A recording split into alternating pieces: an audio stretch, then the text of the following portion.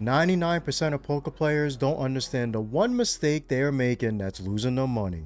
There's one move that separates the winners from the losers and almost nobody uses it correctly.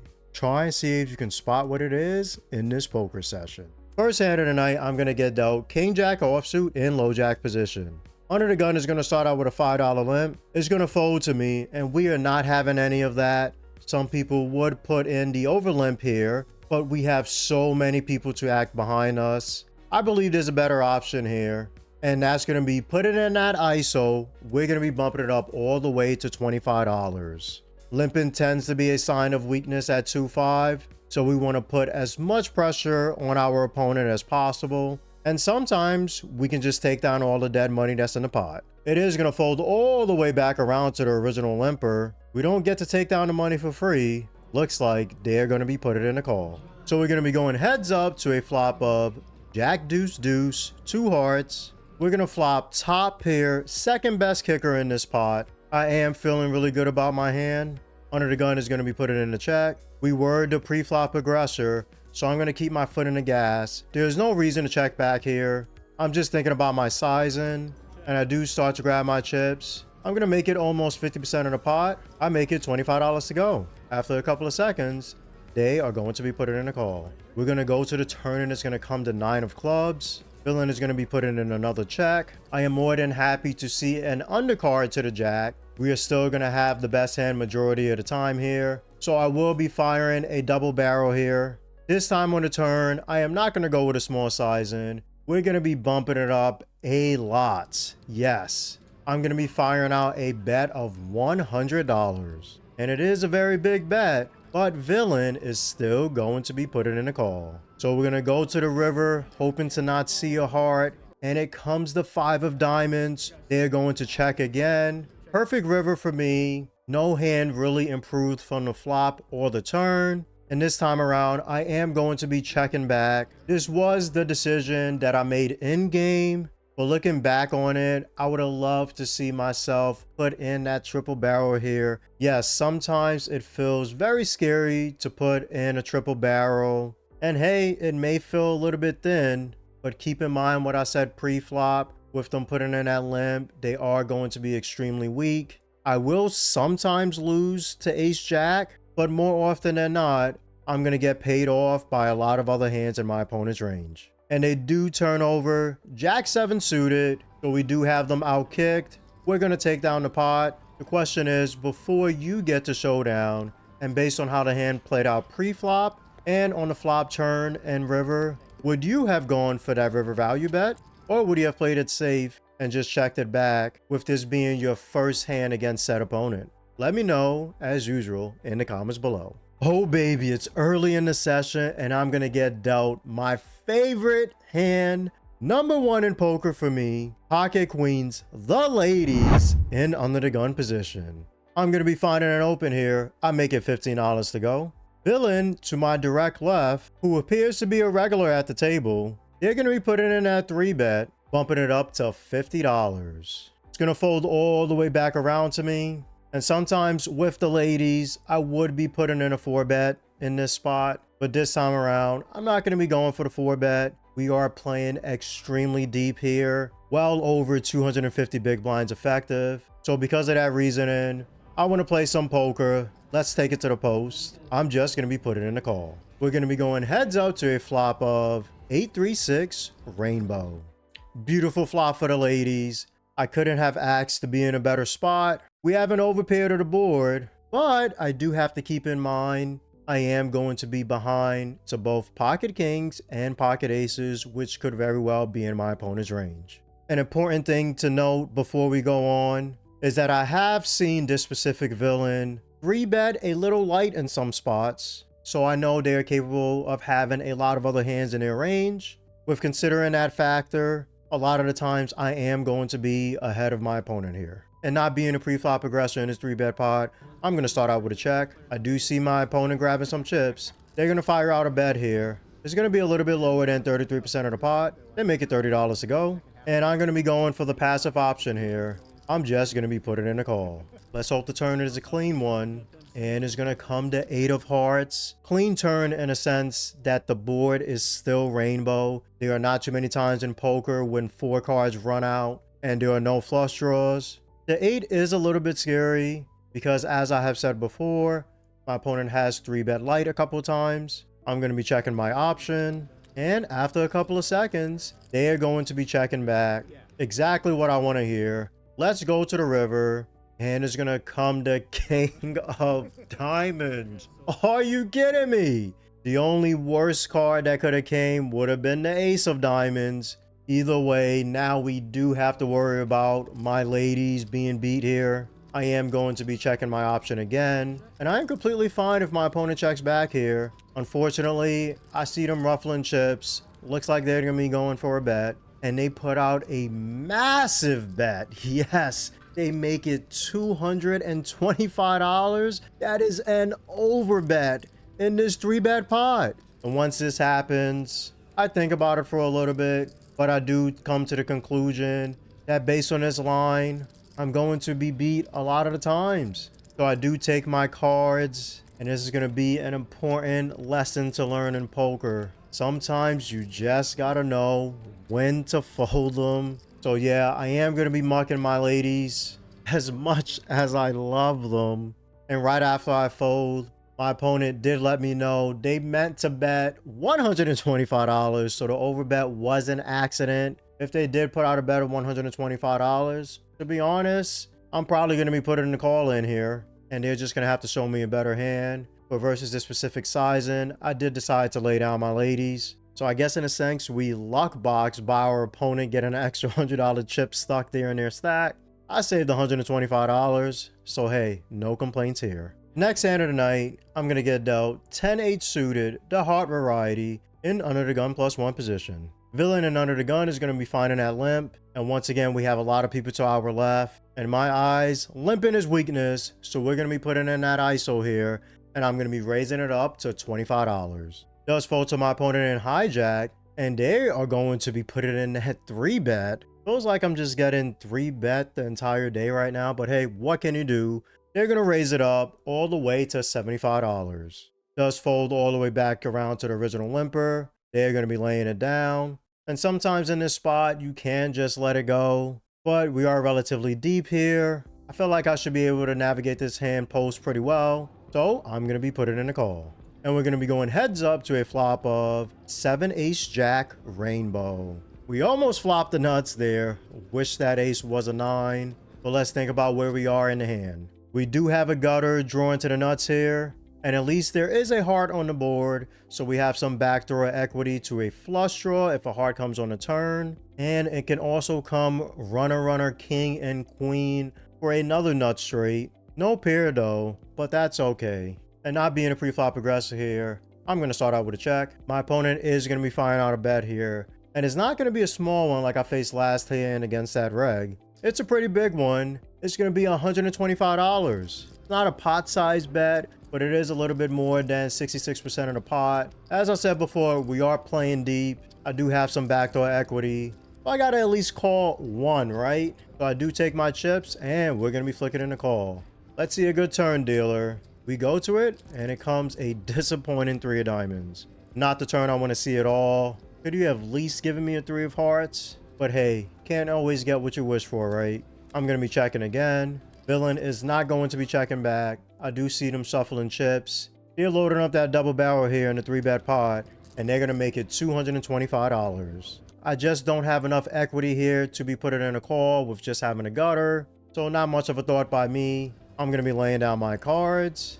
And man, oh man, this person turns over their cards, and I honestly cannot believe what I see them show. They show 4 deuce offsuit. Now, they can't be serious, right? 4 deuce offsuit. I made it 25 and they put in that 3-bet with this holding. Now, it is very unbelievable, but I'm not that upset at it. What I do know now is I need to be playing a lot more pots with this individual. Let's hope we can get into more heads up situations and we can definitely just stack them. We get dealt another hand with a lady in it. I'm going to have Queen Jack suited in low jack position.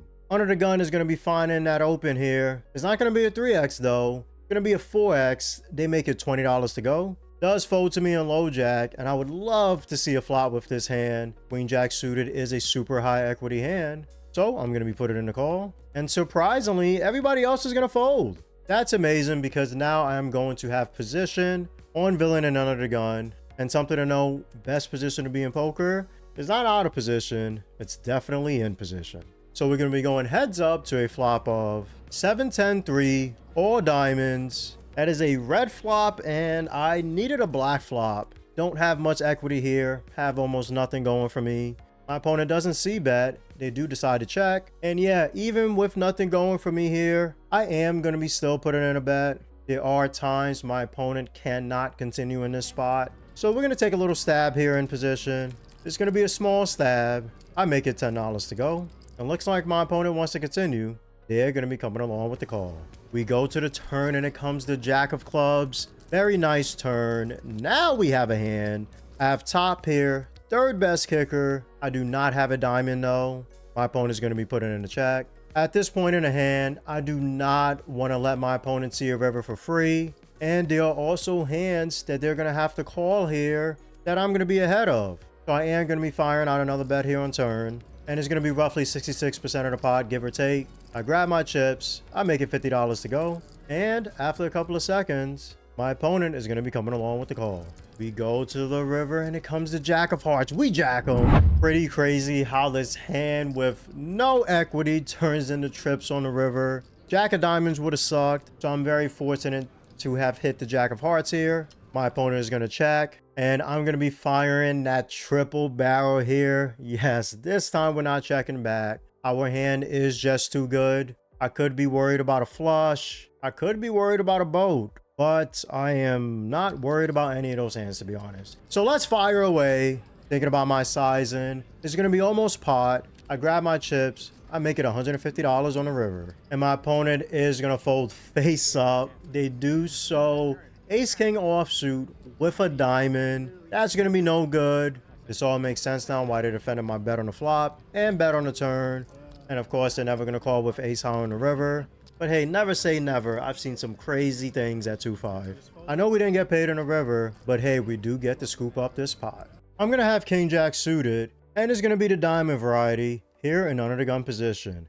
And the straddle is going to be on for the first time of the night. I'm going to be finding a 2.5x open here. I make it $25 to go. It folds all the way around to the blinds. Big blind and the straddle is going to be put it in a call. So it looks like we have some three-way action. And we're going to go to a flop of king jack 7, 2 spades. Beautiful flop for king jack suited. I flop top 2 pair. The only hand I'm going to be behind to here is pocket 7. So I'm feeling extremely good about this spot. And then as I'm feeling good, something very weird starts to happen. I see big blind starting to grab their chips and I'm like, what's going on? They decide to put out a donk bet and make it $35 to go. The straddle is going to fold, and this is a very, very weird and awkward thing to experience. But hey, not that much in 2-5. You're going to see some donk bets, and you're going to have to know how to adjust to them based on the situation.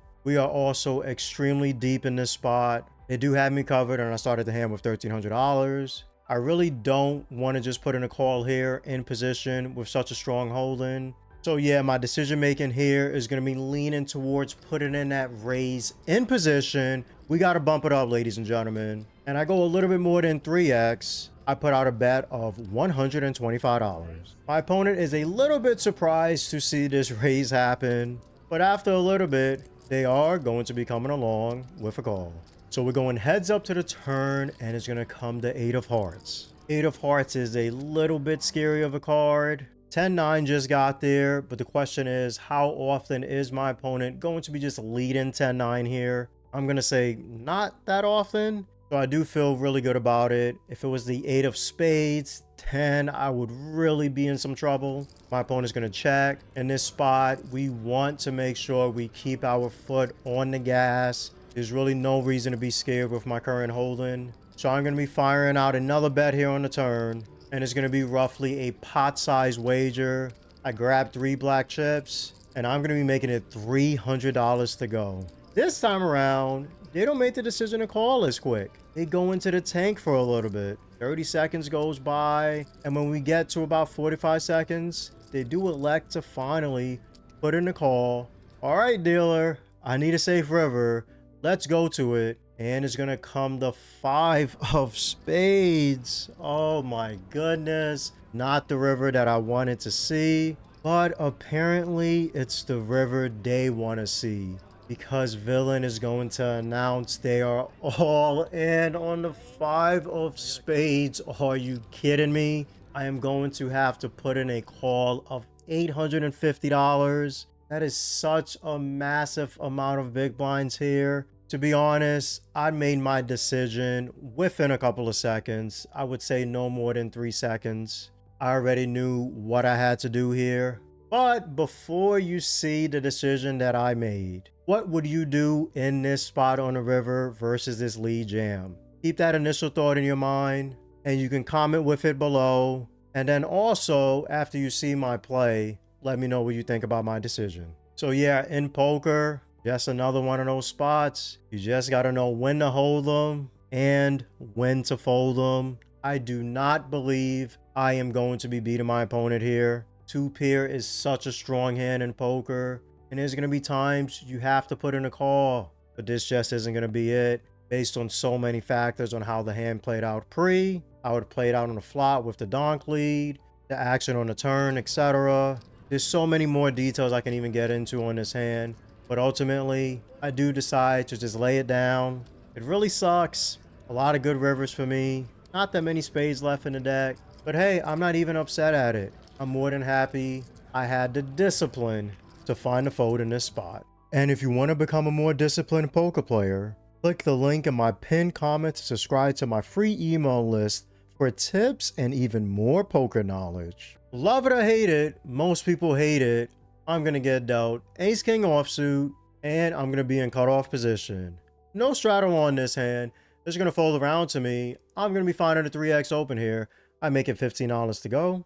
Post my opponent in small blind, and they are an older gentleman. I would have to gauge their age to be 65 plus. They're going to be finding a 3-bet here, and keep that 65 plus in your mind. They make it $50 to go. After a couple of seconds, another older gentleman in big blind is going to be finding that code 4-bet. And I'm gauging the age to be around maybe 45, 50. I mean, they're not as old as the other guy, but they're still an older gentleman, right? And they're going to be making it $130 to go. And I'm just sitting there with ace king versus these two older gentlemen who just 3-bet and code 4-bet. I take my hand, take a peek at it, and it's just so funny because the reg that I played pocket queens with to the left of me, he took a peek at my hand and he sees me just muck the cards. Yes, I just folded right then and there. And after the hand is over, he shakes his head like yes to me. And I'm like, yeah, what am I supposed to do? And I'm letting you know, ladies and gentlemen, there are not many times I'm laying down ace king.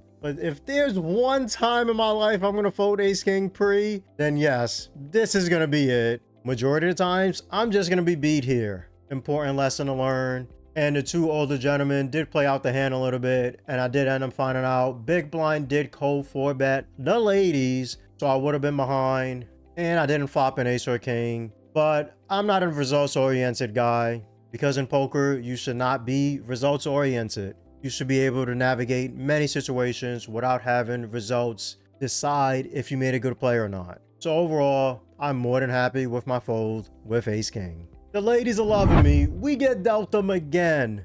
And I'm going to be in hijack position with the straddle on. Let's get it. Let's play a big pot. Going to fold around to me in hijack. I'm going to open to $25. Folds all the way around to big blind. This is the same person that did that ridiculous donk jam lead for almost $1,000. They're going to be putting in a call. And straddle is going to be coming along as well. So it's 3 of us again. Keep it low, dealer. And we're going to go to a flop of ace 3-9, 2 diamonds. That is not what I asked for, right?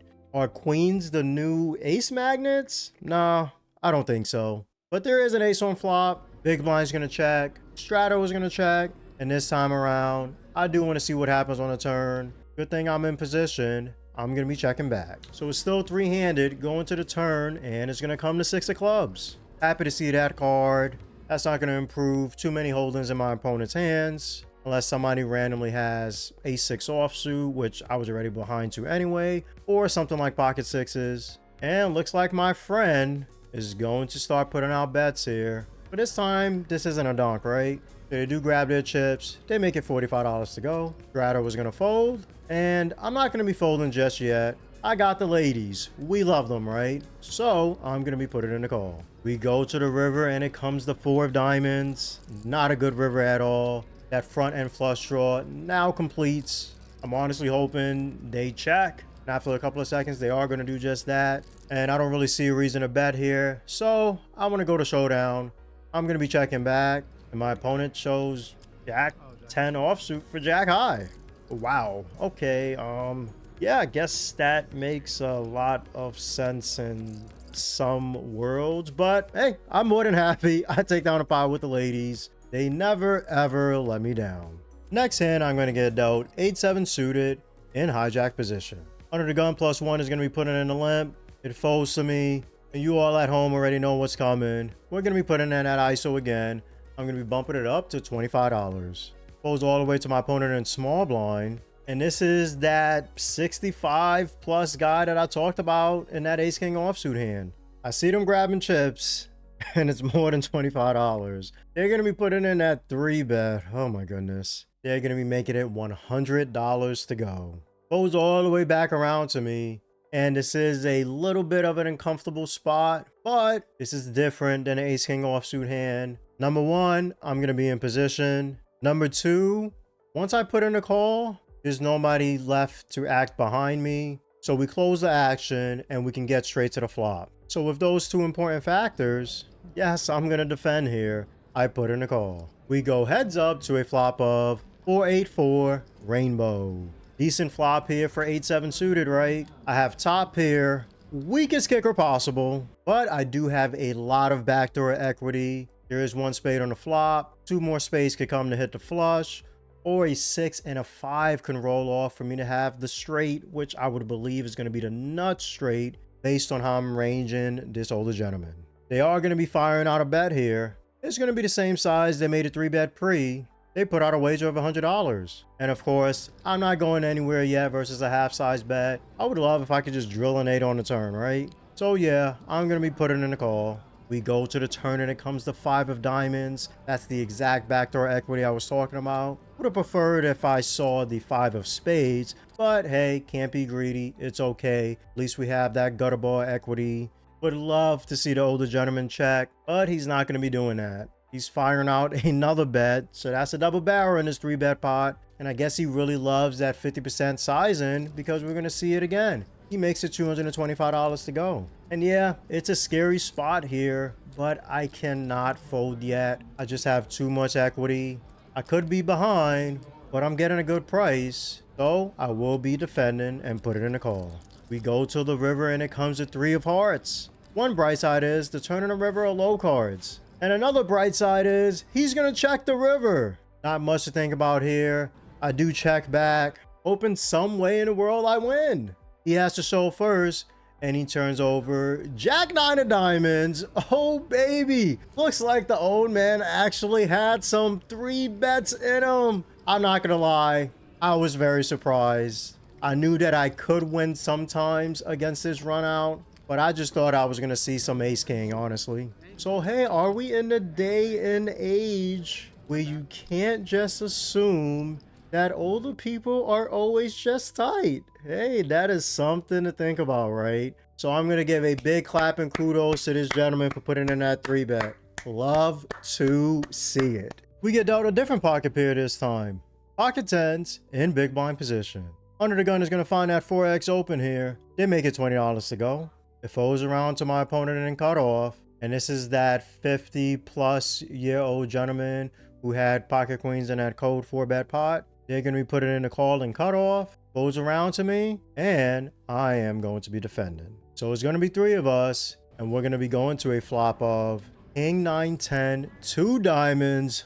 Oh, baby. We just hit second best set. There are some hands we have to worry about. But when you have second best set on the board, how much is there to worry about, right? I'm feeling really good about my hand. And not being a pre-flop aggressor, I'm going to start out with a check. Under the gun is going to be firing a C-bet here. They make it $15 to go. Cutoff's going to be put it in the call. And yeah, we do not want to see a bad turn here. We are playing extremely deep with both of our opponents. We all have a bit over 300 big blinds. So it's time to turn this pot from a small one into a big one. I'm going to be putting in that check raise here, aka that check rizzle. And I'm going to be bumping it up all the way to $75. That is going to be a 5x check raise versus the $15 bet. Under the gun is going to fold. I'm hoping the older gentleman at least has some kind of hand to call here. Be careful what you ask for, because that's not what I'm going to get. Instead, they're going to be putting in a 3-bet on the flop, and they're going to make it $225 to go. And I'm like, okay, I have second set. I'm feeling pretty good. So I take my chips. I'm going to be putting in the call. We go to the turn, and it comes the 4 of spades. That's going to be a brick turn there. I'm going to be putting in the check, and looks like this guy is not slowing down. He's grabbing his chips, and it's going to be a lot. It's not going to be a pot size bet, but it's almost there. They're going to fire out $375. And yeah, I go into the tank. There's so many things going through my mind right now. So many considerations. What does this guy have? Sitting here with second best set. I mean, it's a very good hand, right? I know that I'm going to at least have to see a river. There's no way I can let go of this hand right now. I know we've been finding some folds, but now's not the time. So I do take my chips, and I do decide to put in a call. And in my mind, I'm like, pair the board, pair the board, pair the board. We go to it, and it comes the 5 of diamonds. No pairing on the board. I check, and the gentleman announces he's going to be all in. They do have me covered. It's $1,070 to call. And I'm sitting there like, I have second best set. With that tank in there on the turn, I had decided what cards I would fold to on the river and what cards I would be calling on the river. 5 of diamonds is going to be that card that I'm going to be putting in the call. And I'm not going to lie, I snap call, and my opponent is going to show Queen Jack offsuit. Man, oh man, ladies and gentlemen, there's only one person I can be upset at in this hand, and it's not the dealer. I mean, just never be upset at the dealer. It's this guy right here. I love my decision making in this hand up into the river, to be completely honest. I do not believe I should have put in the call. Looking back at it, and even when I was at the table, I was thinking about this hand for a couple of minutes, and I realized that I missed such an important key fact that would have led me to a fold if I just remembered it. But when you're in the hand and in a moment, you make mistakes. So that's what I did. And that key factor in the hand was on the flop. When under the gun bet, cutoff puts in the call, I check raise massive, and they somehow, after calling under the gun's bet, find a 3-bet. And he's an older gentleman. Not trying to say that an older gentleman isn't going to bluff this spot, but I might kind of be saying that, right? Especially playing 2-5.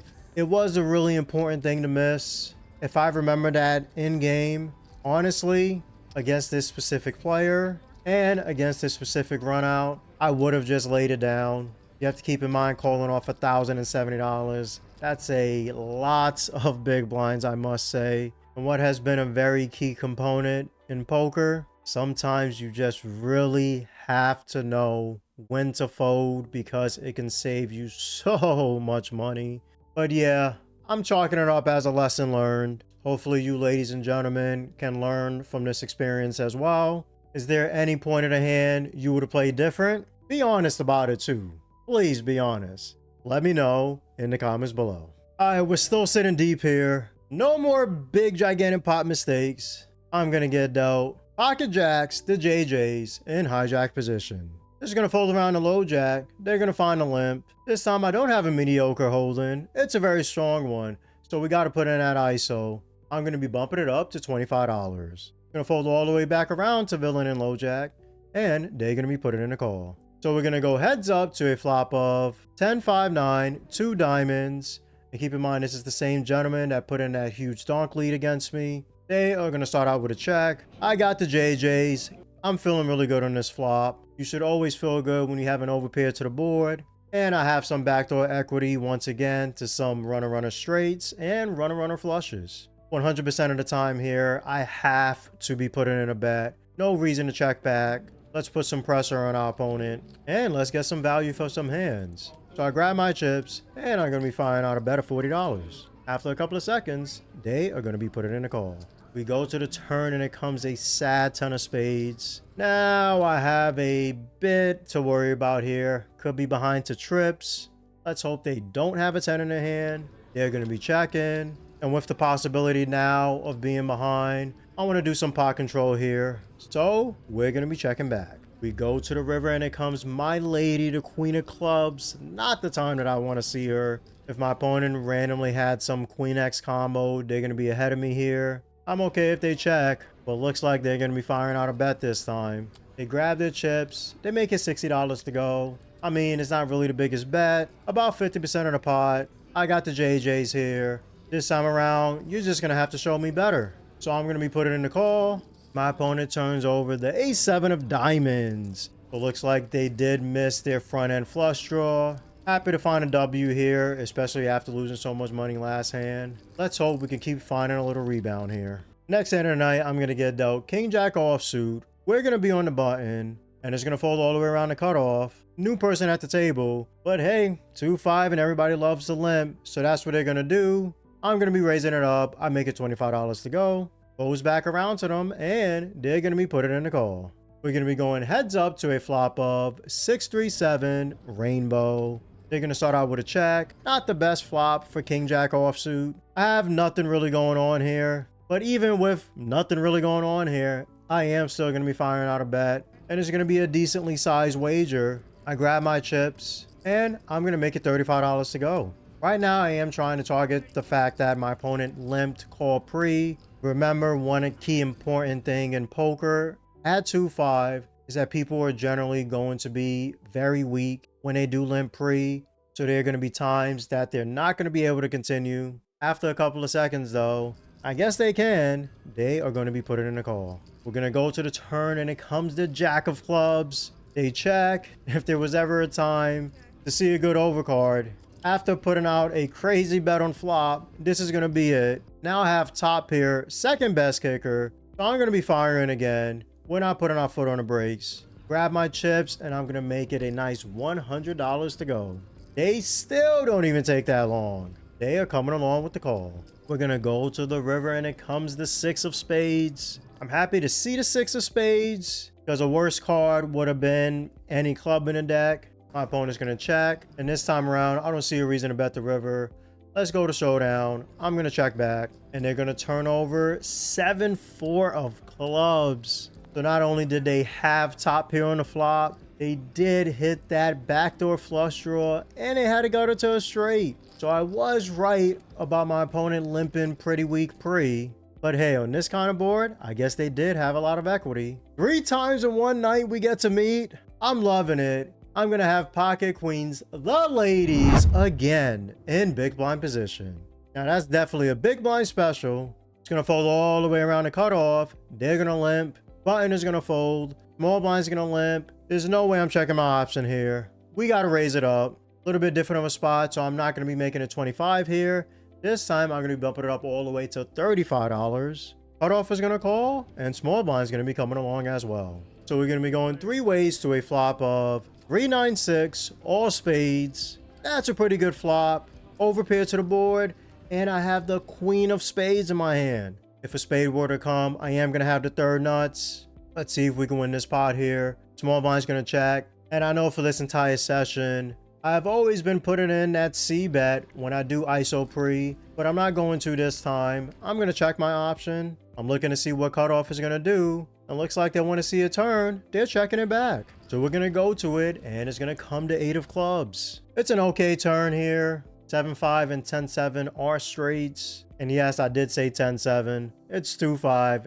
Anything is possible. Small blind's going to check. And this time around, I do not want to see a 4-card straight come in on a river. So we're going to have to start putting some money in the pot. I do grab my chips. I don't make it too big of a bet. Just $55 to go. Cutoff is going to fold, and small blind is going to be put in the call.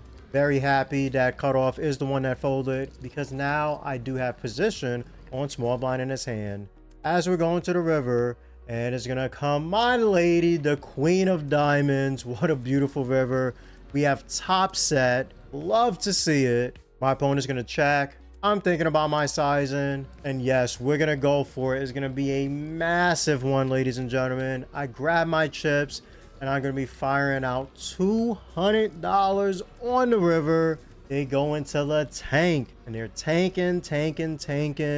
Sadly, they're not putting any chips in. They're gonna be marking their cards. Would have loved to see a call there, but hey, taking it down with the ladies again. That's why they're my favorite hand. I don't think I'm gonna get in any ace-x suited hands, but we finally have one. Ace-5 suited, and I'm gonna be on the button. The table has changed a bit. I've been playing a lot of poker, and these people are gonna be having a straddle on. Gonna fold all the way to low jack. They're gonna be putting in the limp. Close to me on the button, and yes, even with the straddle being on, and the fact that I'm going to have position no matter what, I am going to be putting in that ISO. I'm okay taking down all the money pre. Let's raise it up. I'm going to be making it $60 to go.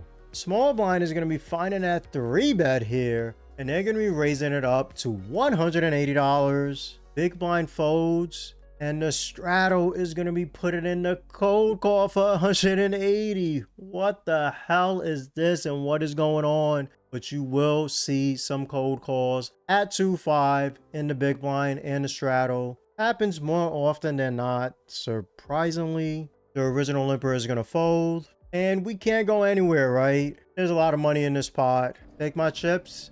I'm going to be putting in the call. So there's going to be 3 of us, and we're going to a flop of ace, queen, ace, rainbow. I'm not going to lie. I would have preferred to hit 2 5s than 2 aces. Either one of my opponents can have an ace in their hand. So my trips look good at first glance, but a lot of the times I can get outkicked, right? Small blind is going to be firing a C-bet. They make it $60 to go. Strato isn't going anywhere. They put in a call. And of course, I'm calling as well. Let's hope we can hit a 5 at some point. So I take my chips and I flick them in.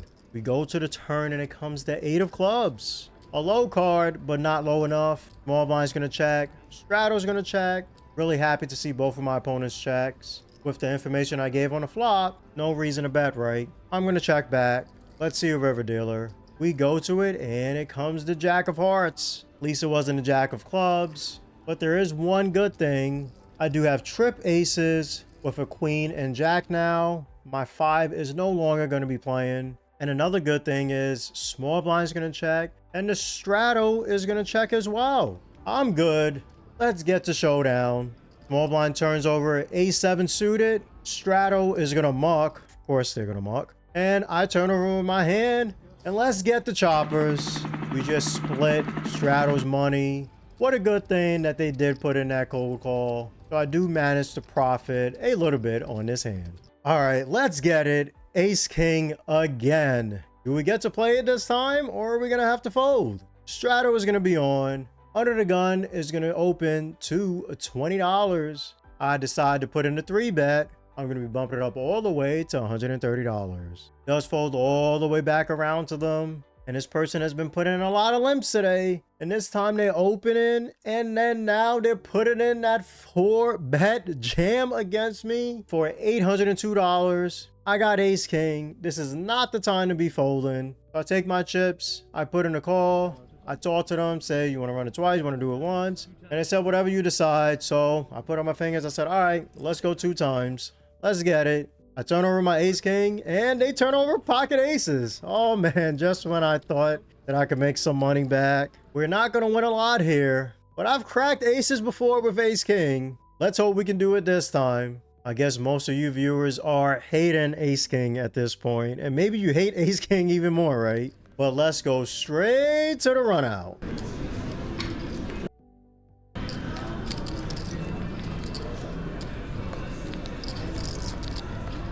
There's one.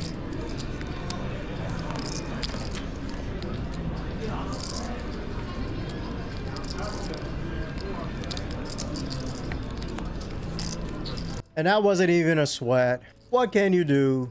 I get stacked by aces. I'm not even mad at it. I'm completely fine with putting in a call. Let's get straight to the results. And if you want to learn more, watch how I make $402 an hour at another session at the Aria. This is going to be a big L, but a lot of lessons were learned doing it, so no complaints at all. I'm going to lose $2,501.